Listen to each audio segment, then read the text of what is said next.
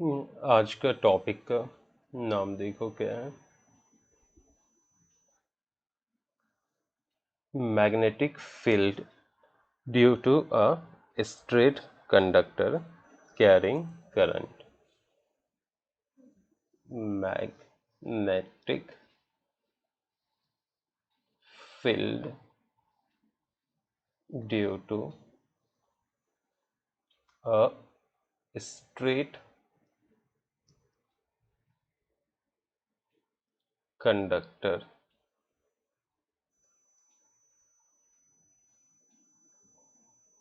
Carrying current. तो इस headlines को समझेंगे, ये जो हेडिंग्स है उसको समझेंगे। तो कह रहा मैग्नेटिक फील्ड कहाँ से, एक स्ट्रेट कंडक्टर से जिसमें कि करंट फ्लो कर रही हो। तो पिक्चर में कैसे आएगी देखो, ये लेट से स्ट्रेट कंडक्टर है। ओके, पतली सी एक स्ट्रेट कंडक्टर है और इसमें करंट कुछ फ्लो कर रही है ऊपर की डायरेक्शंस में। ओके, और आपको इस पॉइंट पे क्या करनी है, मैग्नेटिक फील्ड पता करनी है। यही है हमारा आज का हेडिंग। तो चलो स्टार्ट करते हैं। सेम ड्राइंग रिपीट कर रहे हैं। यहाँ पे मैंने बना दिया है एक स्ट्रेट कंडक्टर। ओके, और इस कंडक्टर को नेम कर दो एक्स एंड वाई। क्लियर? हाँ, तो इसको लिखोगे क्या, consider a straight conductor x Y. ठीक है, अब ये कंडक्टर की जो ड्राइंग है आप कहाँ बनाओगे, नोटबुक में बनाओगे, पेपर में बनाओगे। तो ये जो कंडक्टर है मेरे केस में मेरे लैपटॉप के स्क्रीन के प्लेन में है। आपके केस में क्या हो जाएगी, आपकी जो पेपर है नोटबुक की उसके प्लेन में होगी, है ना। तो consider a straight conductor x Y lying in the plane of the paper। जो चीज़ हमने ड्रॉ की उसको लिख दिए। ओके, कंडक्टर बेसिकली आप वायर को समझो। ओके, तो अब क्या होगा, इसमें करंट फ्लो करेगी और हम कंसीडर कर रहे हैं जो करंट फ्लो कर रही है इस वायर में, कंडक्टर में, वो एक्स से वाई की डायरेक्शन में फ्लो कर रही है। ओके, मान लो ये डायरेक्शन है। क्लियर? तो फिर क्या कंसीडर करोगे, तो बोल दो लेट, कितनी करंट फ्लो कर रही है, लेट से आई। तो इसी बात को लिखो, let I be the current flows through the conductor in X Y direction. तो बायोट सावर्ट लॉ की तरह ही हमें एक करंट एलिमेंट कंसीडर करना पड़ेगा। तो हम यहाँ पे एक करंट एलिमेंट कंसीडर कर लेते हैं।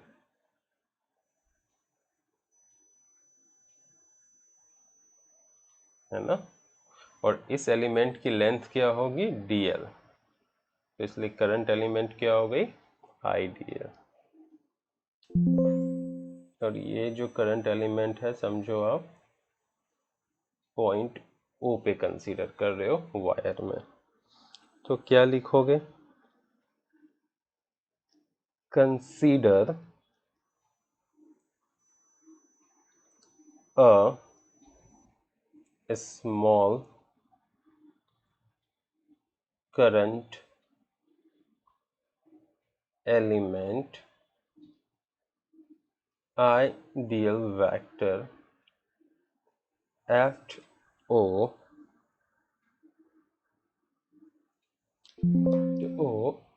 as shown in figure।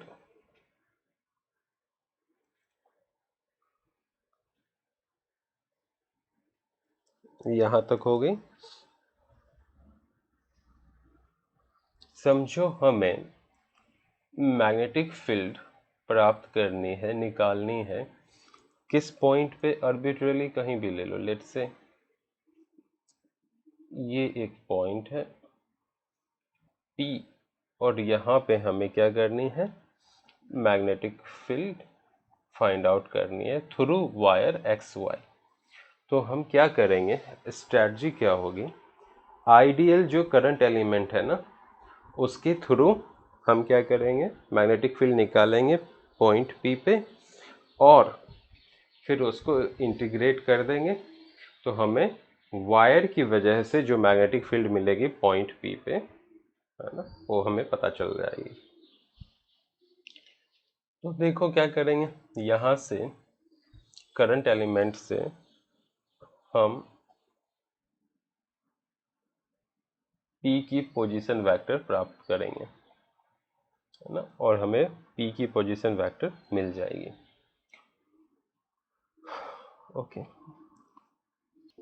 और इसको हम बोलेंगे R वेक्टर। इसी चीज को अब यहाँ पे लिखते हैं, let R vector be the position vector, be the position vector of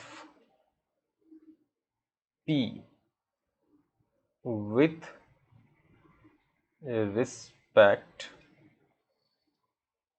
to O, that is current element। अब हम क्या करेंगे, P से एक्स वाई के ऊपर एक परपेंडिकुलर ड्रॉप करेंगे। तो यहाँ इस पॉइंट से एक्स वाई के ऊपर एक परपेंडिकुलर ड्रॉप करेंगे, तो लेट्स से ये हो गई, और इस पॉइंट को जहाँ बेस मिलेगी परपेंडिकुलर की उसको बोलेंगे PC। और मान लो ये जो लेंथ PC है वो क्या है, A है, तो हम क्या करेंगे, draw PC that is perpendicular to XY, let PC be A, correct. PC की वैल्यू क्या हो गई, A हो गई। कुछ और कंसिडरेशंस हैं, तो CO देखो, PC A कंसीडर कर लिए, O से C यानी ये जो डिस्टेंस है CO, इसको L कंसीडर करना है, clear. Let CO be L, correct. CO की लेंथ कितनी है, L हो गई। और जो एंगल फॉर्म होगी करंट एलिमेंट और पोजीशन वेक्टर के बीच में, क्लियर, वो एंगल कहाँ फॉर्म हो रही है, देखो यहाँ पे, है ना, ये क्या है, थीटा। इसको भी लिख देते हैं, let theta be the angle formed between the current element, ideal and position vector r vector. Correct. अब देखो यहां ये जो एंगल है पोजीशन वेक्टर और पीसी के बीच में, इसको फाई कंसीडर करो। Okay, let angle O P C be phi as shown in figure. अब क्या करना, अब ज्वाइन करनी है P से वायर की एंड को, ठीक है, दोनों ही एंड को ज्वाइन कर दो, P से इसको और इसको, और मान लो ये जो एंगल फॉर्म हो रही है इतनी सी, ये क्या हो गई फाई 2, करेक्ट। और ये जो एंगल फॉर्म होगी ये क्या हो जाएगी फाई 1। तो फिगर में देखना, मैं नेमिंग कर रहा हूं, let angle C P Y be phi 2 and angle CPX be phi 1 as shown in figure। अब बायोट सैवर्ट लॉ से पॉइंट P पे मैग्नेटिक फील्ड क्या होगी करंट एलिमेंट से, वो लिखते हैं। देखो, अकॉर्डिंग टू बायोट्स, ठीक है, बायोट्स लिख दिया मैं, according to Biot Savart's law, according to Biot-Savart's law, magnetic field at P consider क्या करेंगे dV, उसका मैग्नीट्यूड, वो क्या हो जाएगी mu not by 4 pi I D L sine theta by R square. तो देखो आईडीएल क्या हो गई करंट एलिमेंट का मैग्नीट्यूड, थीटा क्या है angle form between current elements and position vector, R क्या है separation between current element and point जहां पे हमें मैग्नेटिक फील्ड फाइंड आउट करनी है। ओके, अब एक ज्योमेट्री हमें देखनी है, ट्राइंगल OCP में आपको फोकस करनी है, ट्राइंगल OCP में। देखो ट्राइंगल के तीनों एंगल को सम करते हो तो क्या होती है 80 डिग्री। तो ट्राइंगल OCP में एंगल COP है ना, एंगल COP कितनी है थीटा, तो थीटा लिख दिया, प्लस एंगल OCP कितनी है 90 डिग्री, तो 90 डिग्री लिख दिया, ये एंगल OCP है, ये कितनी है 90 और ये थीटा दैट इज COP। और एंगल CPO कितनी है phi plus phi equal to क्या हो गई 180 डिग्री। तो इसलिए आप थीटा को क्या लिख सकते हो, थीटा को आप लिख सकते हो 90 डिग्री माइनस फाई, करेक्ट। यही चीज हम यूज करेंगे यहाँ पे, और थीटा को क्या लिखेंगे 90 डिग्री माइनस फाई। तो dB इक्वल टू क्या बन जाएगी, mu not by 4 pi IDL sine 90 degree minus 5 upon R square. Clear. अब याद रखना साइन 90 डिग्री माइनस थीटा को क्या बोलते हैं, कॉस थीटा। तो साइन 90 डिग्री माइनस फाई को क्या बोलेंगे, कॉस फाई। तो हम इस चीज को क्या बोल सकते हैं, कॉस फाई। ओके, तो क्या बन गई, mu not by 4 pi IDL cos phi by R square. अभी फिगर में देखो तो हो बीच से, ओके, और ट्राइंगल सी ओ पी में फोकस करो, ठीक है। और कॉस फाई देखो क्या होगी। मैं फिर से रिपीट कर रहा हूँ, हमें फोकस करना सिर्फ ट्राइंगल सी ओ पी में।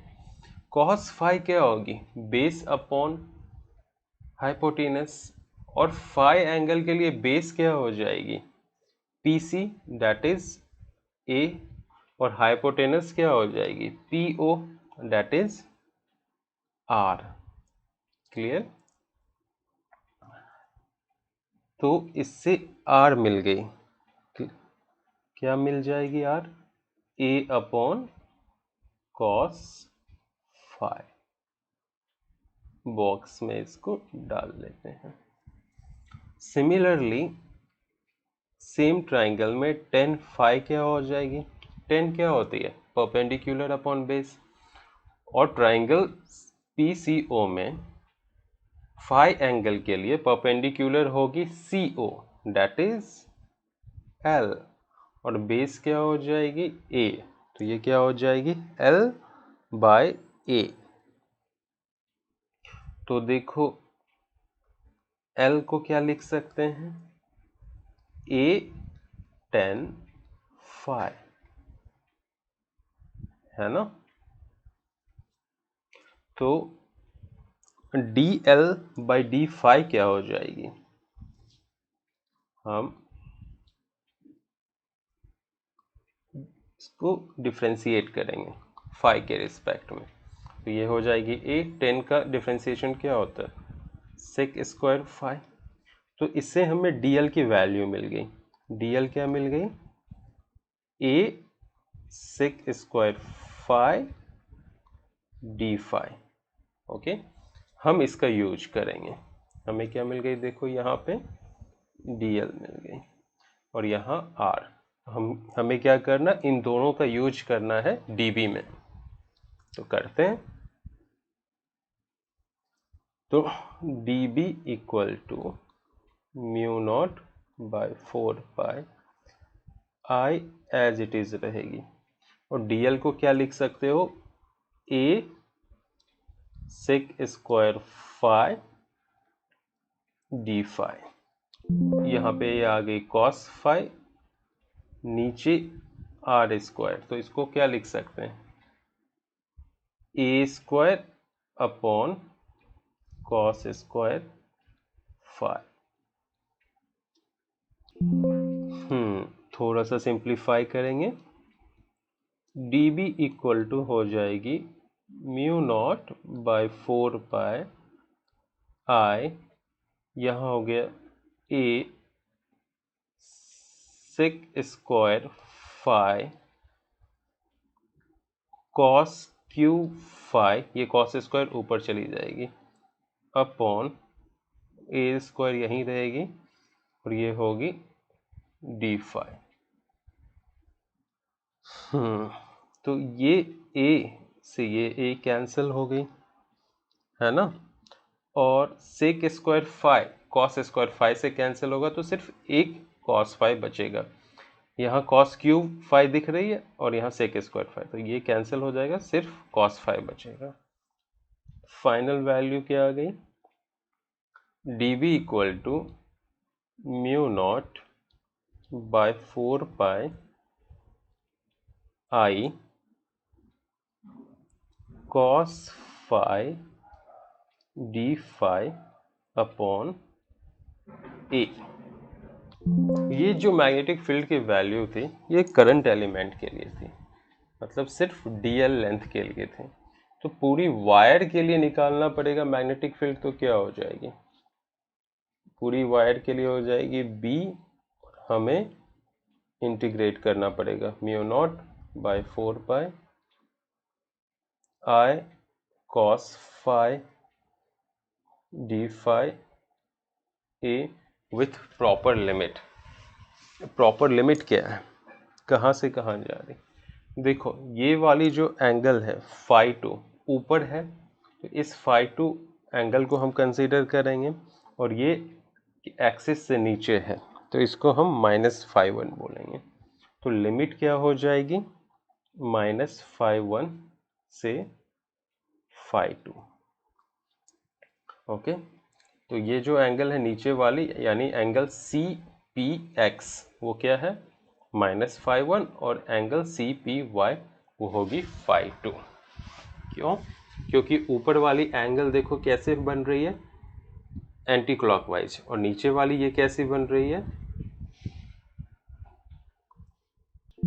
सॉरी ऊपर वाली कैसी बन रही है क्लॉकवाइज। अगर आपने उसको पॉजिटिव लिया तो नीचे वाली को क्या लेना पड़ जाएगा, नेगेटिव लेना पड़ जाएगा। आप आंख बंद करके ये करना, जो ऊपर वाली है उसको पॉजिटिव ले लेना, जो नीचे वाली है उसको नेगेटिव ले लेना। Then, तो अब हम देखते हैं इसको इंटीग्रेट कैसे करेंगे। यहाँ b हो गई म्यू नॉट बाय 4 पाई बाहर आ गई, i कांस्टेंट है तो बाहर आ जाएगी, ए भी कांस्टेंट है ये भी बाहर आ जाएगी। बच क्या गया -φ1 से φ2 cos phi D phi. cos phi का इंटीग्रेशन क्या होता है साइन फाई, तो b इक्वल टू क्या हो गया mu naught I by 4 pi A sine phi, कहाँ से कहाँ जाएगी -φ1 से φ2, b mu naught I a by 4 pi A sine phi, phi की जगह क्या डालोगे φ2, तो ये हो जाएगा साइन φ2 माइनस साइन φ1 यानी प्लस हो जाएगी। यहाँ प्लस क्यों हुई, क्योंकि एक माइनस साइन में डालना पड़ेगा और एक ऑपरेशंस का माइनस है, तो डबल माइनस क्या होती है प्लस। तो जो मैग्नेटिक फील्ड मिली है वो क्या मिली है mu naught I by 4 pi A sign φ2 plus φ1, तो इसको हम साइन φ1 प्लस साइन φ2 भी बोल सकते हैं।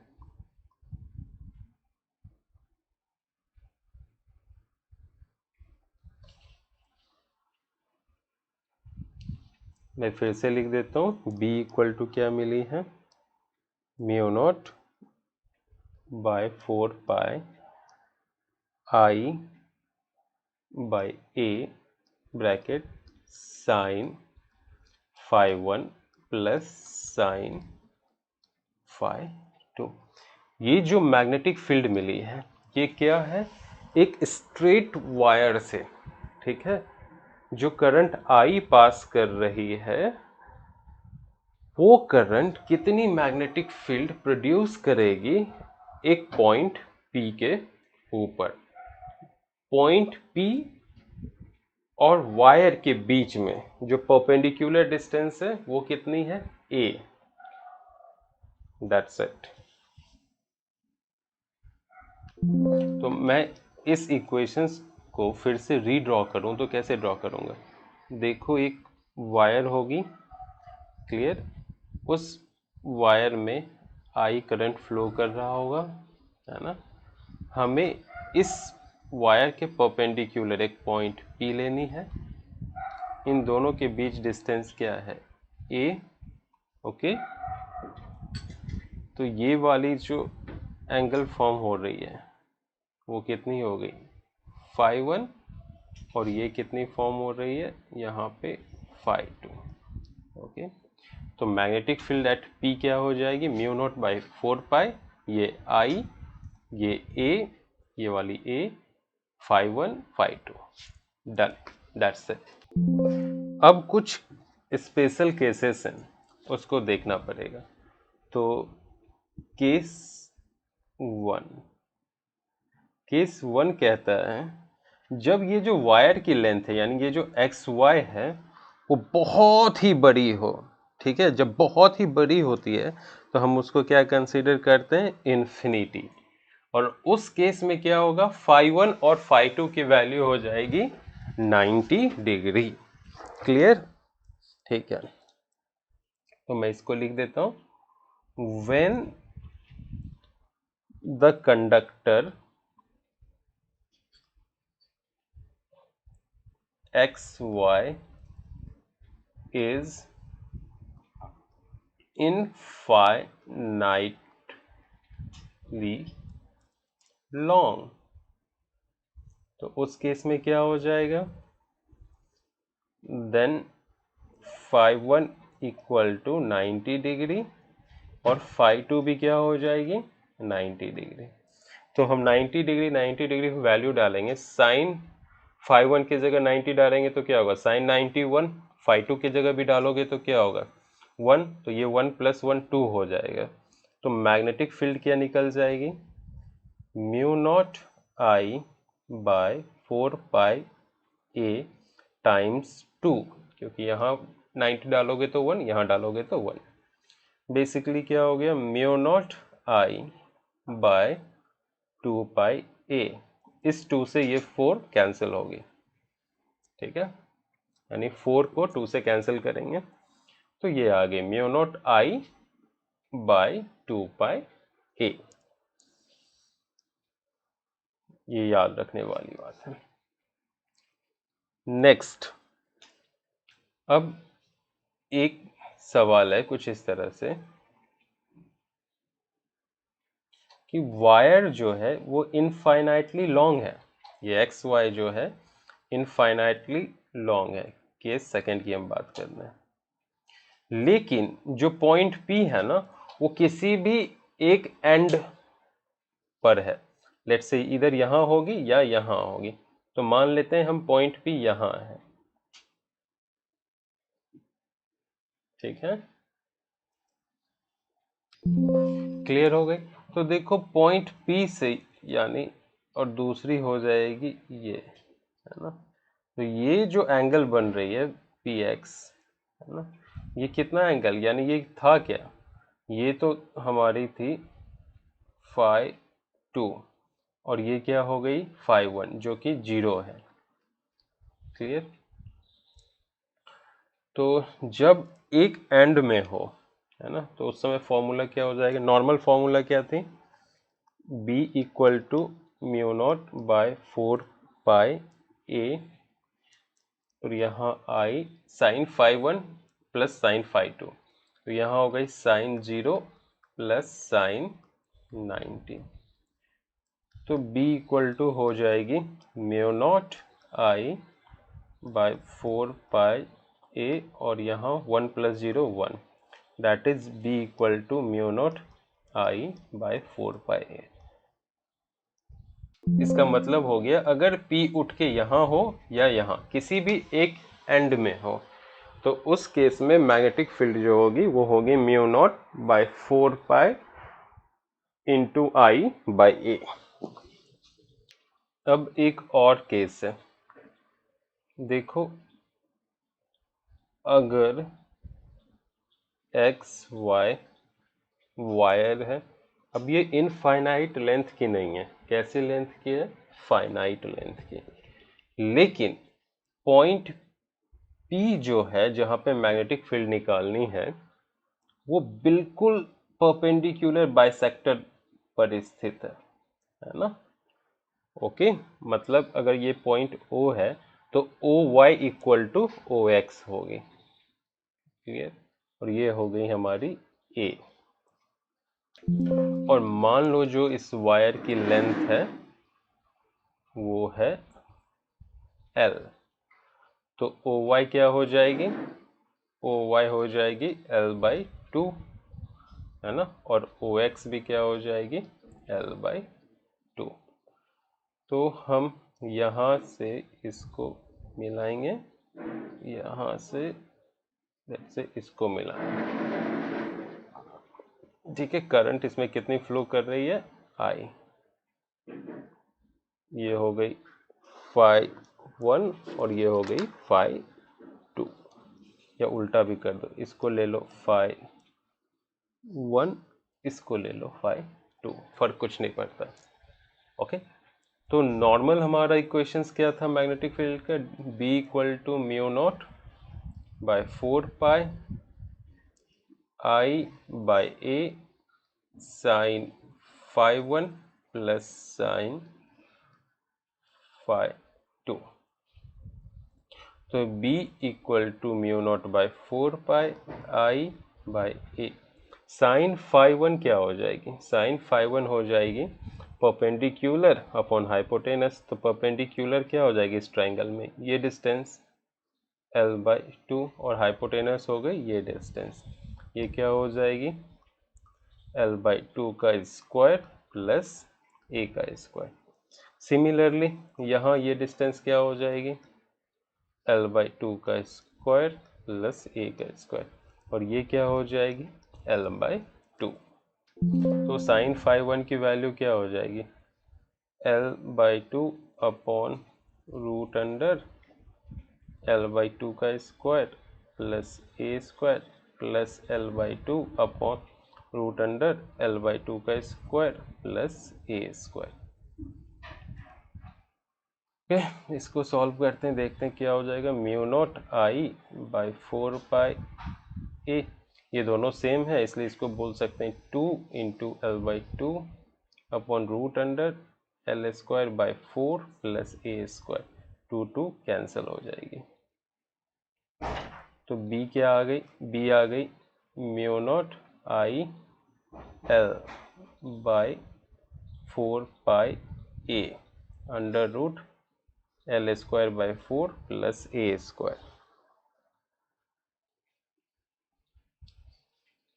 सो B क्या मिल गई हमें, mu naught I by 4 pi A into L upon L square by 4 plus A square. ये किसके केस में है, परपेंडिकुलर बाइसेक्टर के केस में है। अब इन सबको समराइज कर देता हूं, समरी। देखो इनफाइनाइटली लॉन्ग वायर है ना, और उस वायर के परपेंडिकुलर डिस्टेंस, परपेंडिकुलर एक पॉइंट P है, ये लेंथ समझो A है ना। तो मैग्नेटिक फील्ड एट P क्या होगी, अगर वायर से करंट I फ्लो कर रही, ये इनफाइनाइटली लॉन्ग वायर है, तो मैग्नेटिक फील्ड हो जाएगी mu naught I by 2 pi A। दूसरा केस देखो, इनफाइनाइटली लॉन्ग वायर है और I करंट फ्लो कर रही है। अब जो पॉइंट P है ना वो किसी एक एंड पर है, ठीक है, कुछ इस तरह से। तब जो मैग्नेटिक फील्ड होगी वो क्या होगी, mu naught I by 4 pi A। ये ऐसा भी हो सकता है, इसी ड्राइंग को आप इस तरह भी बना सकते हो, दोनों के लिए वैल्यू सेम होगी। अब मैं इसको रब कर रहा हूँ। अब एक तीसरा केस है, वायर की लेंथ फाइनाइट है, समझो L लेंथ की वायर है, और उसकी ठीक मिडल से होके एक लाइन पास कर रही है जो कि परपेंडिकुलर भी है, 90 डिग्री भी फॉर्म कर रही है। यहाँ भी ये 90 फॉर्म कर रही है, ये 90 फॉर्म, एक पॉइंट P है, ये A है। ओके, तो अब क्या हो जाएगी मैग्नेटिक फील्ड एट P। तो मैग्नेटिक फील्ड एट P जो होगी वो होगी mu not by 4 pi I upon a times l times l square by 4 plus a square. And master equations जो सब के लिए वैलिड है, एक वायर है एक्स वाई जिसमें करंट आई फ्लो कर रही है, पॉइंट पी पे क्या करनी है, हमें मैग्नेटिक फील्ड निकालनी है। ये एंगल बन रही है फाइव 1, ये लेट से बन रही है फाइव 2, या ऊपर फाइव 1 नीचे फाइव 2, कुछ भी कर सकते हो, आंसर सेम ही आएगा। तो मैग्नेटिक फील्ड क्या हो जाएगी, mu naught I by 4 pi A sine phi 1 plus sine phi 2। ये हो गई समरी।